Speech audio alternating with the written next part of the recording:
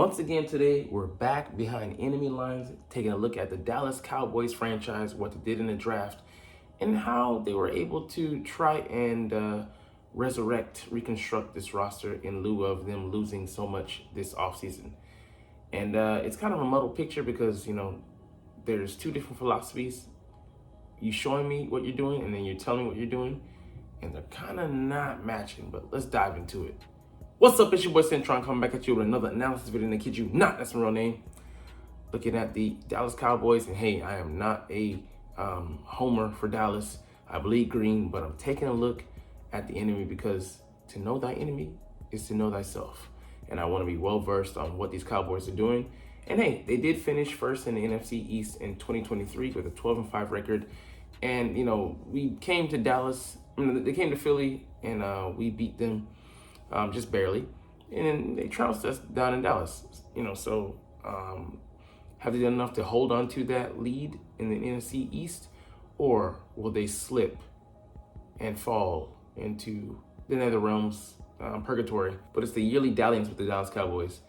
Where are they? And how far will they take the team in any given year? Because they haven't been to the Super Bowl in quite a while, and they're trying to get back there.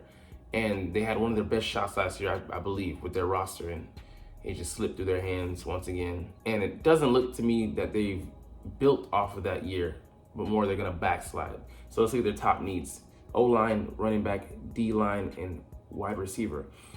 And while they did address the O-line with 2 picks, running back they did not address after saying they would.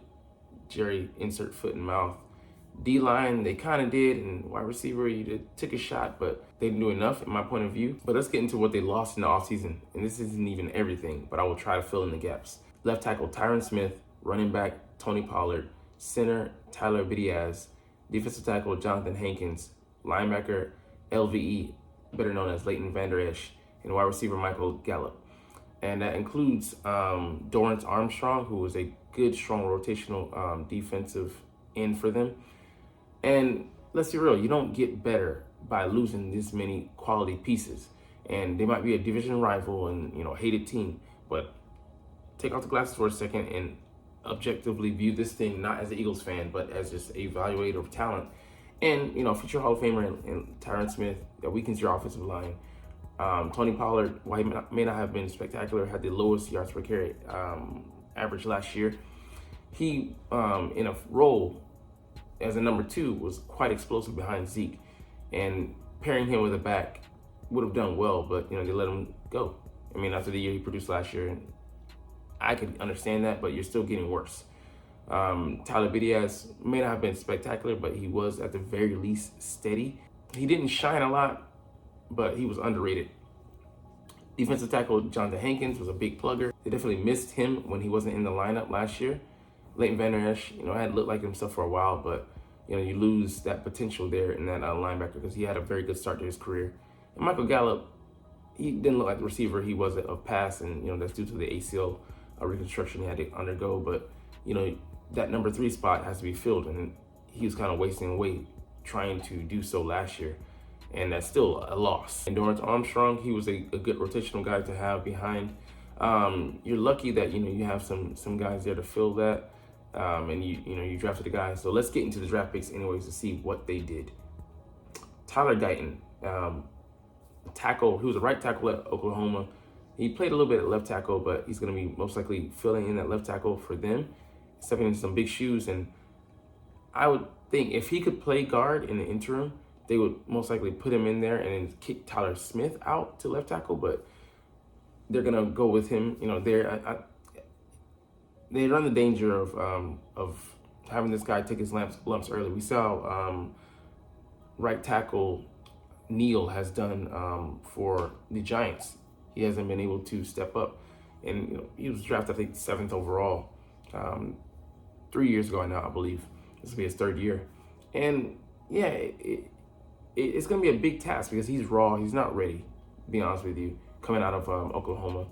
But we'll see. Maybe a kick to the left side, where he sparsely played, could be quite a challenge for him. And actually, he could play above expectations. But my actual expectations for him this year is to get dunked on, quite honestly. quite often, and we'll see because he's going to be tested with the talent the Giants have and the Eagles have there at edge. And I mean, like Washington, we'll see, but they still having to push on the outside could exacerbate anyone playing against him on the outside. Marshawn Nealon, another guy. I mean, I think this is a good value for him. I had him going second, third round, but he's also raw coming out of Western Michigan.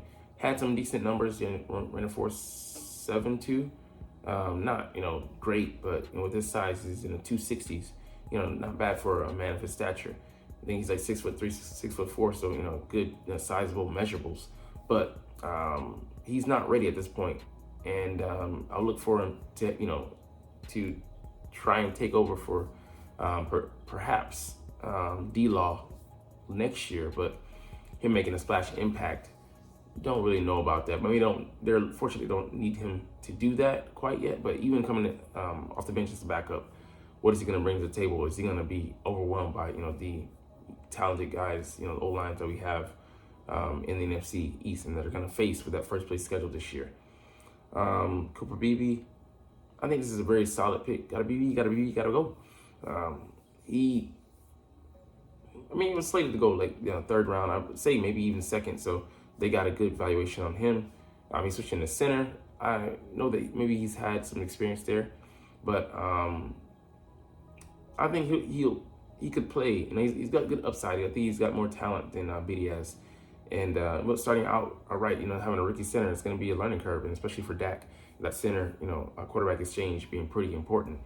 Is Zach Martin going to take control of more of the line calls?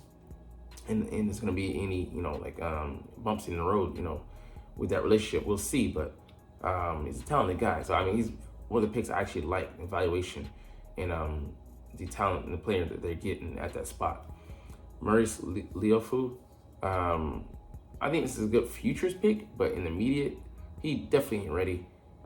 He's a better pass coverage guy right now than run defender, which is, should kind of worry you.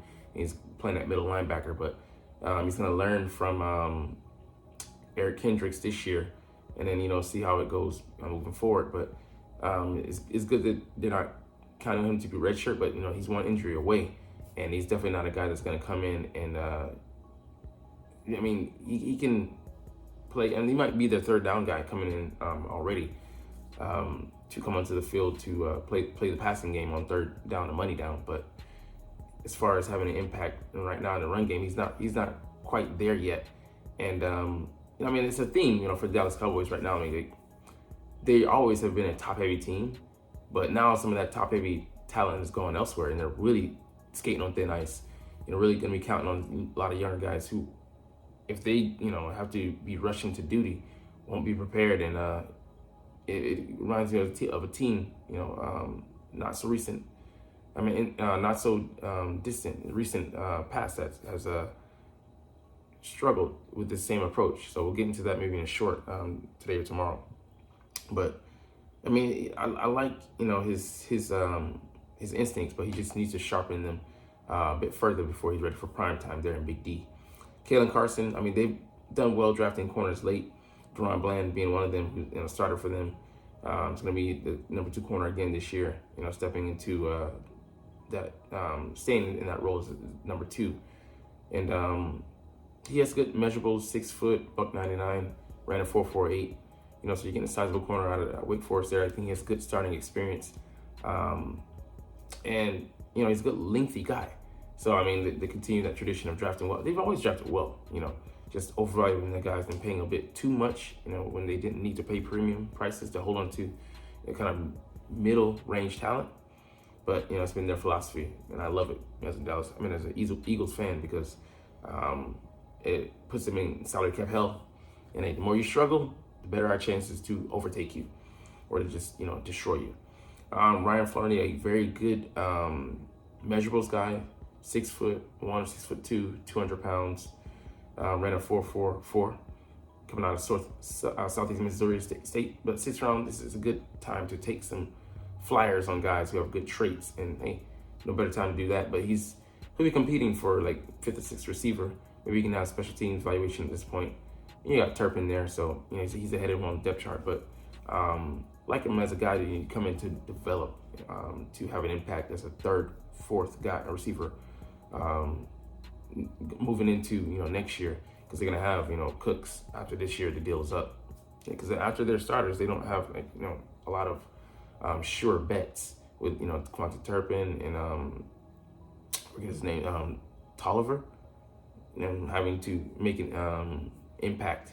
He's still not consistent, so there's room for him to carve out a role, but more on the lower rung and more special teams players right now. But Nathan Thomas, a very good valuation in the 7th round, a tackle who I'd say he has at least a 5th round valuation here.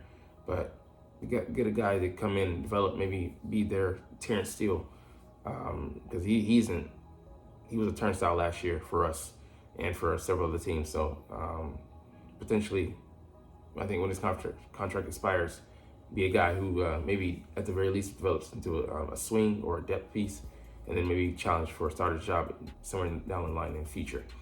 Justin Rogers, here's what they addressed the D-line, the interior, and the guy maybe with the profile at 320, coming out of Auburn to replace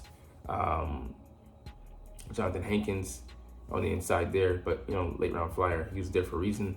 Had 20 pressures over the last 2 seasons, so I mean, has some tools to build with, but whether he works out, anybody's guess at this time. But I mean, Dallas Cowboys, I could see it like it was a solid to decent to solid draft, but more like down the line in the future, and then just taking a lot of guys who are raw and not ready at this point to contribute, relying on your veteran roster. But some of those veterans are kind of long in the tooth, not really playing up to standards, and you're taking a gamble on this roster right now. I mean, and you have a first place schedule. It's not like you can rest on your laurels, and we're right behind you, the Philadelphia Eagles, breathing down your neck. So be interesting to see how things play out. But I think they take a step back this year, being honest. And it could be a heavy step back depending on how many contributions they're getting from the guys that they're overpaying, the guys that they're counting on, and the guys that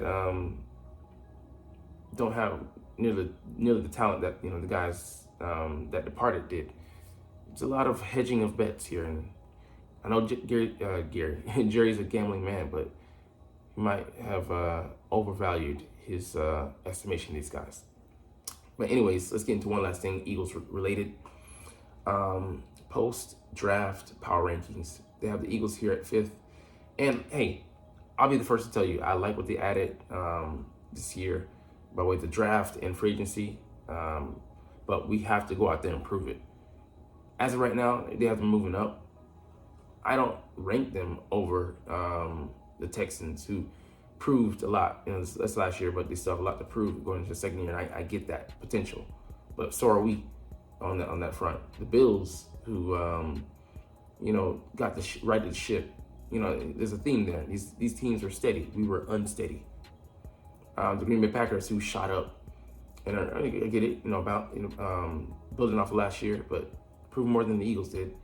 And the Bengals, I would put them ahead of the Bengals, but that's more like a one-man thing, because Joe Burrow was the guy who collapsed, and the team did with him. But that's a big piece. Definitely, I mean, the Cowboys, I wouldn't put them ahead of the Cowboys. I mean,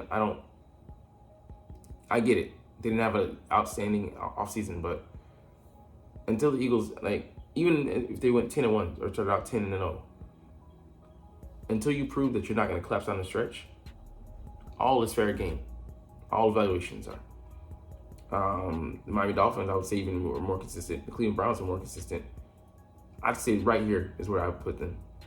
11, 12, 13 range, because we're going off of estimation, projection. And I don't trust that shit. But anyways, we're going to get up out of here. But you're not even watching, though. But it's all good, because I love talking about the Eagles, and I love making these videos, even when I'm just peeping out the rivals, because, hey, I got to keep my information up to date. Hey, we'll chunk the deuces officially, but as always, it's fly, Eagles, fly, and let's motherfucking go. Like, comment, share, and subscribe if you want. Thanks for watching. check me out at Cintron, Cintron Anime, Cintron Life, or Cintron Laughs, or other social media.